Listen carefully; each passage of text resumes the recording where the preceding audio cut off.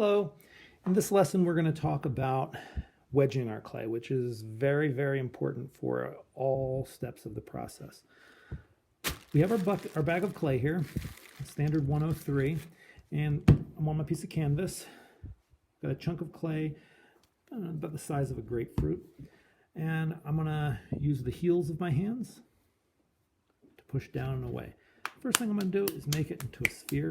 It will make your life a little bit easier if you make it into a sphere. Now, once I have it in the sphere, I'm going to push it down and away like this, and then rock the clay back, and then down and away, and back, and keep rocking it back and forth, pressing assertively. You don't want to smash it down, but you also need to do some intent with it. And if you're doing it right, it will look like a dude. Boop. They call this the ram's head technique. So I take my pinkies and I turn them out like this on the outside to keep it from going wide. So push down and away and keep rocking it. You may be wondering how many times you need to do it. Now this is commercially prepared clay, so it's already been de-aired, but I recommend doing it at least 50 times per each piece that you use. How much clay should you use? Just start out with a piece that's about the size of your hand, just like this. If you've already done this technique before and you want to try something a little different, this is the way that I wedge, like this. Start with my hands, push down and away. And so it's the same exact motion as doing the ram's head technique, but then I'll rock it back like this and give it a quarter turn, and then press down and away, and then turn, and then turn. So you give it a quarter turn each time you push away. Slow motion, down and away like this, rock it back, turn it. It makes a slightly different shape than the ram's head technique. It makes this conical shape. I do it that way just because it's an easier way to wedge large pieces of clay, but either way works great. It doesn't matter that much right now because we're using commercially prepared clay and it's still early in the semester, but as you go on in the semester, we'll be recycling this clay over and over. You want to take your wire and cut it up.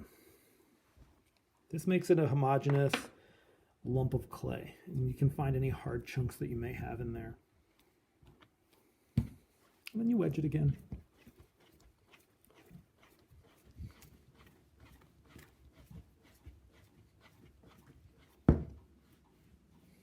Important thing is don't rush. Get into a meditation with it. Get into the process of wedging it. The first thing you do is to wedge a bunch of clay at the beginning of each session. If you're on the potter's wheel, measure out a bunch of pieces and then wedge them all up at once. So that way you don't have to get up from the wheel except for maybe stretch a little bit. So you wedge a piece and then get them all about the same size.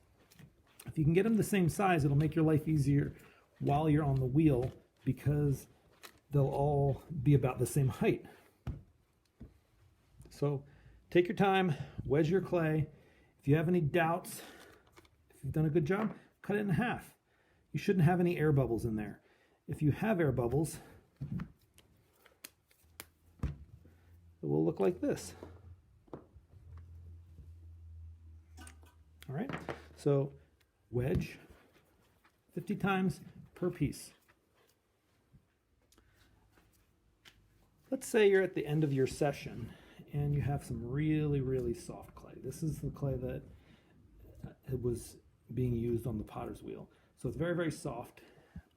And I also have some mess ups, because you're going to have some mess ups.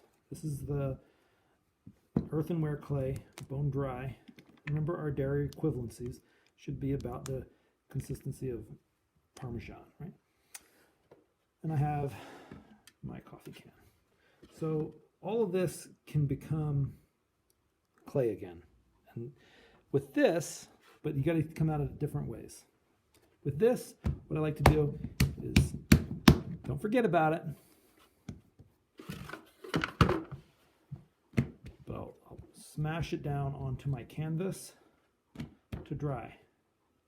And I'll leave it for, depending on the humidity, an hour maybe. It depends. If it's sunny out and you're doing it outside, it could be ready to re-wedge in 15 minutes. It really depends. But whenever it gets to be a hardness that you like, then you just re-wedge it and then keep it covered up with plastic so it doesn't dry out. That's an important thing. Do not leave your bags of plastic open while you're working, because it will dry out the top of it and it'll make your life harder when you go to throw your pieces. Now, I've got my bucket, my reclaimed coffee can. I'm going to take my chunks of bone dry. I'm going to throw it in there.